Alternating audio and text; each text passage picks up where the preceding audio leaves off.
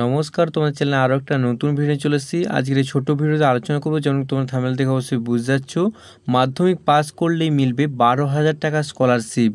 আজকের এই ছোট্ট ভিডিওতে আলোচনা করব যে কারা কারা স্কলারশিপে আবেদন করতে পারবে, এখানে কোয়ালিফিকেশন কী বা যোগ্যতা কী রাখা হয়েছে, কত পার্সেন্ট নম্বর পেলে তোমরা এখানে অ্যাপ্লিকেশন করতে পারবে বা তোমাদের আবেদন করার জন্য যোগ্য।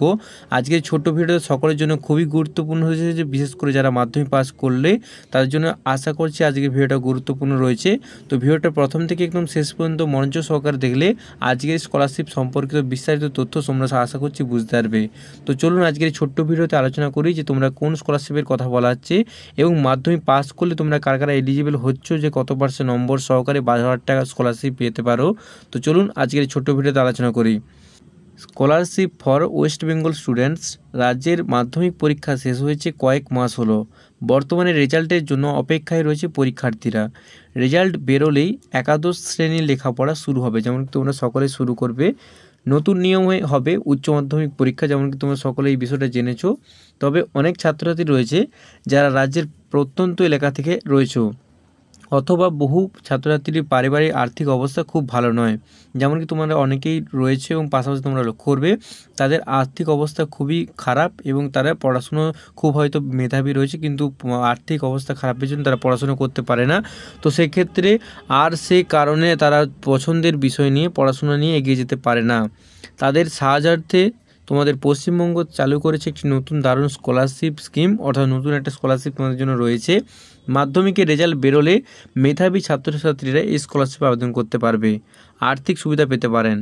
মাধ্যমিক পাস থেকে স্নাতকোত্তর স্তর এবং তোমাদের পর্যন্ত রাজ্যের সরকারের ছাত্রছাত্রী সাইবেন স্কলারশিপে বৃত্তির সুবিধা দেয়।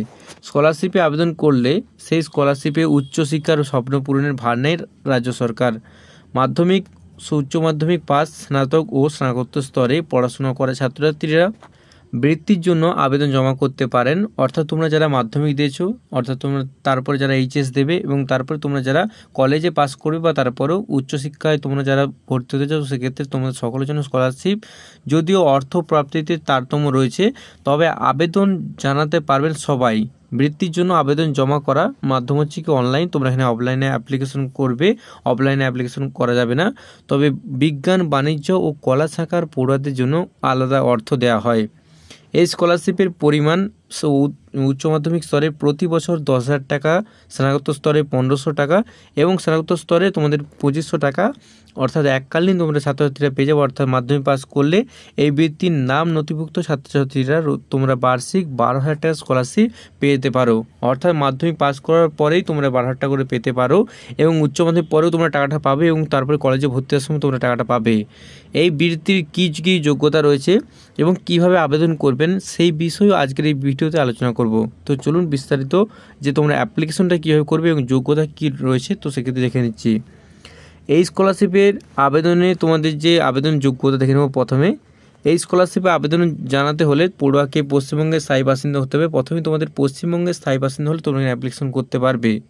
দ্বিতীয় দেখে নেব, স্কলারশিপে আবেদনকারী পারিবারিক বার্ষিক আয় হতে হবে 2.5 লক্ষ টাকার নিচে।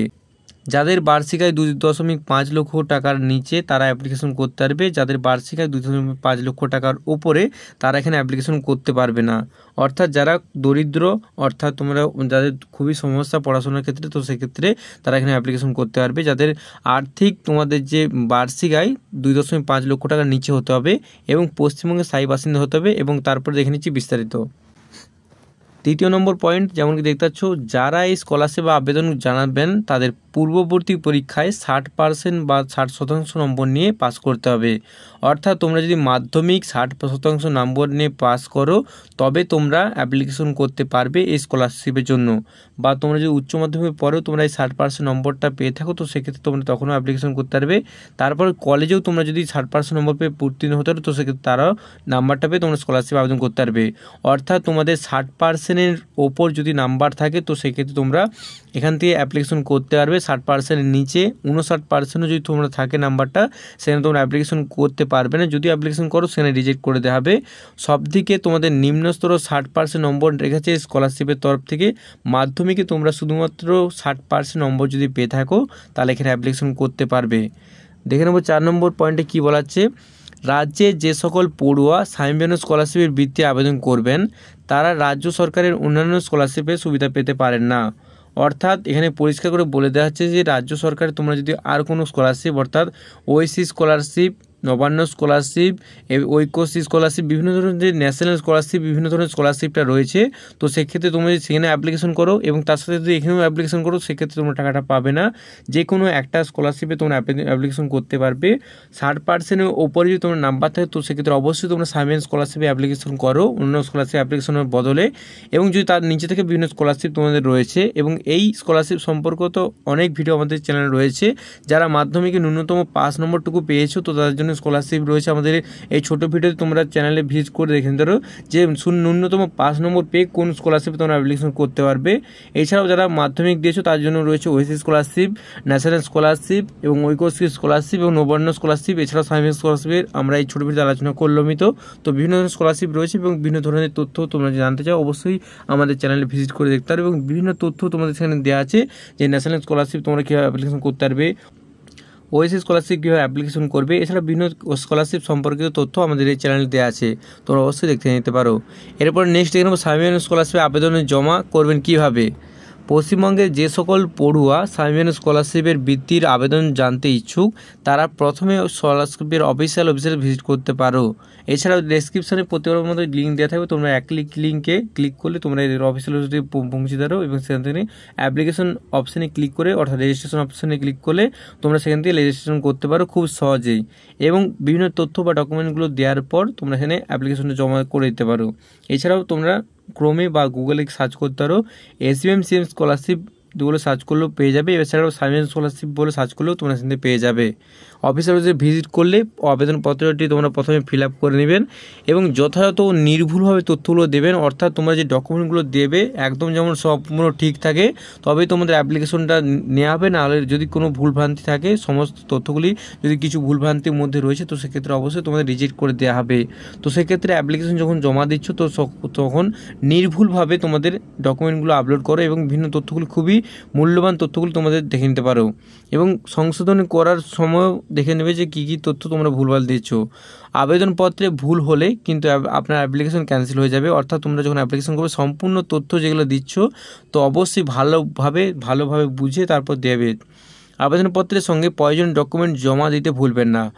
অনলাইনের মাধ্যমে জমা দেওয়া আবেদনপত্রটির সঙ্গে প্রয়োজনীয় ডকুমেন্টগুলি যুক্ত করে নিজের স্কুল বা কলেজ জমা দিন। অর্থাৎ তোমরা যে অ্যাপ্লিকেশনটা করলে সেটা কলেজে তোমরা বিস্তারিত জানাতে হবে। তো সেক্ষেত্রে অবশ্যই যে অ্যাপ্লিকেশনে করবে সেই অ্যাপ্লিকেশনে তোমার ডকুমেন্টগুলো এবং তার সাথে তোমার যে ডকুমেন্টগুলো তুমি সেখানে আপলোড করেছিলে অফিসের ওয়েবসাইটে, সেই ডকুমেন্টগুলো তথ্য জেরক্স কপি করে 1 কপি করে তোমরা তোমাদের যে ইনস্টিটিউট অর্থাৎ তোমার কলেজ বা স্কুলে জমা দিতে হবে। তবে তারা জানবেন যে তোমাদের এখানে অ্যাপ্লিকেশন করেছো এবং সেটা ভেরিফাই করতে হবে।